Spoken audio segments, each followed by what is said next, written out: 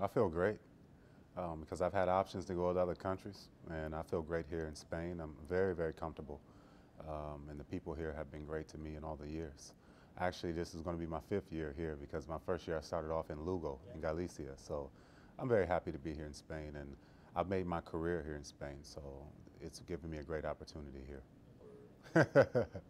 I don't know about that. It's always possible. Every option is possible, so you never know what's going to happen next year. Sometimes I think about it, but I try not to think about it too much. I have a lot of work to do this year, and I'm looking forward to the work that I have to do. Well, it's first you have to get to the level where the NBA start to respect you again. Once they start to respect you again for what you really can do, like being here in Europe has helped me to get my respectability back to where the NBA now is looking at me. So it's actually a good thing to be here in Europe. That way you have 2 options. You always want to have options. If I decide to go to NBA next year, it's what I decide to do. And if I decide to stay in Europe, that's what I decide to do. It's, it's one of those things where you just want to put the work in this year. You want to have a great season. And all I care about is working hard and having the best opportunity to win. And right now, I'm in the best team to win right now, I feel. So this is what I play for. I play to win. well, well, Kobe comments are, I don't know. I made a few of them public on my blog, hoopshype.com, Yeah, but I read it. I didn't want to elaborate too much on what we really talked about. But that whole thing was more about when you play basketball, no matter what level you in, you never disrespect a player for what level he's playing basketball on. It's like me playing against teams in the Leb Gold and me saying words to the players like, oh, I play in ACB, I make more money than you, I feel good about myself. No, I would never do that because I'm not that type of person. And for Kobe's case, he made those comments about, I play in Europe, I'm American playing in Europe, like I'm a downgraded person, which in reality, it's not a downgrade. It doesn't matter how much money you have. Only thing that matters is what's good for yourself as an individual, and I'm very happy here. Well, I see a lot of the way Artest play in me. I mean, it's pretty similar. The good thing I respect about Artest is he's not a big talker. He's more of a guy who's very aggressive in basketball, and he's very good at what he does. I have respect for him, even though I got him with a nice elbow. That was just a play where he was trying to be very physical with me, and I just wanted to send a message that I'm gonna be the same way with him. This is all it was. There was no problem really with me and Artest. I got a technical foul. That just had me ready to go. It had me ready to play. And I was happy I did it because this is the message I wanted to send, that this was going to be a difficult game for them. And for them, it was just another preseason game. Yeah. For us, it was a game. Not really. Do you really think that for them it was At the just beginning. Yeah. At the beginning, yeah. But then the reality set in the 4th quarter where Kobe told Phil Jackson, no, I want to stay in the game. And then Kobe took the challenge of talking trash to me. I'm talking back to him. But it was no problem. I mean, it was all fun. I mean, I'm a competitor. I'm not going to let anyone get the best of me. It doesn't care if it's Kobe Bryant or any other player in the world.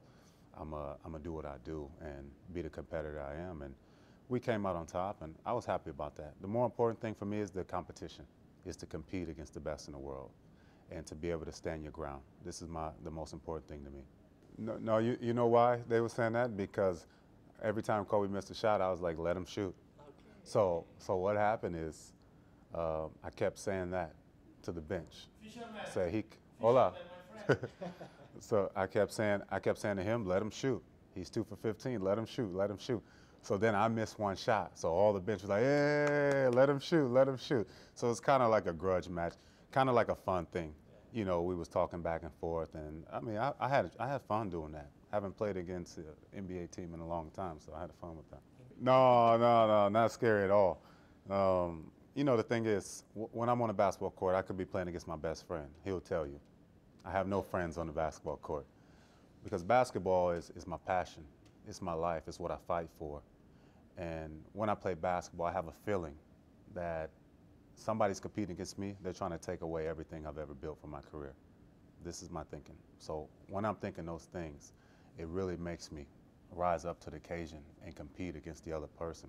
Because you never want to let anyone get the best of you, especially your team. I mean, you can have a bad day, but as long as the team comes out and prevail, it's the most important thing to me. Oh, well, to live a hard time is not, it wasn't difficult because when you're a kid, you don't know anything else. Only thing you know is the life that you're living. When you get older, you finally realize that, damn, I lived pretty, not too good. But I had a great childhood. It doesn't matter we didn't have money. Doesn't matter we didn't have things like that. I was a happy kid and always had a work ethic in basketball. And once I got to university to get my degree, I worked at everything I got. That's the beauty of when I look back at my life is the work I put in to get to my level. I'm not talking about just a basketball player, the work as a person, to improve myself as a person. And a lot of different things like that with my family, to improve the relationship with my family. And my agent, he's been one of my best friends since I was about 14 years old. So it's a long time, it's almost 20 years.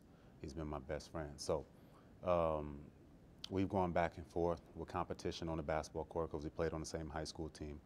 And he's been with me every step of the way through my career, through the NBA, through the overseas, the Philippines, the Korea.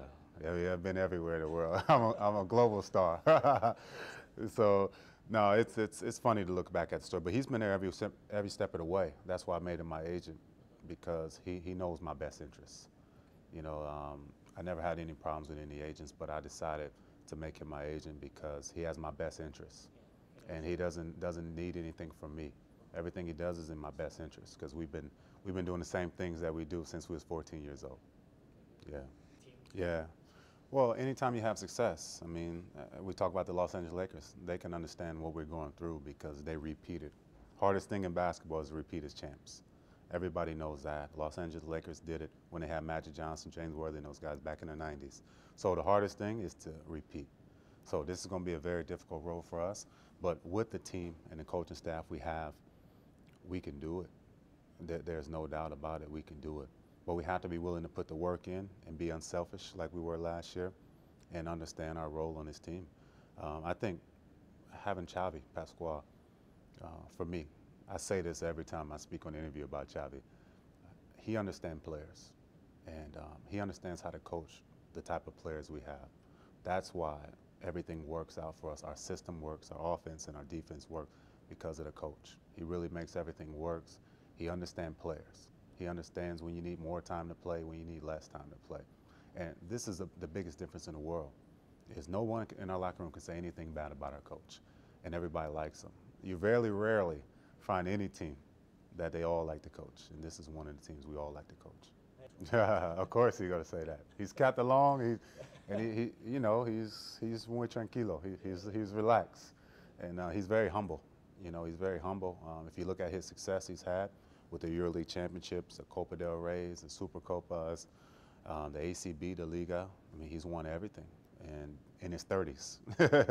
In his 30s. It's unbelievable. He's still in his 30s, and he has more work already this year, Catalunya Copa and Super Copa, so he's on his way to rewriting history, and this is what he's doing, and I'm happy to be here to help him do that.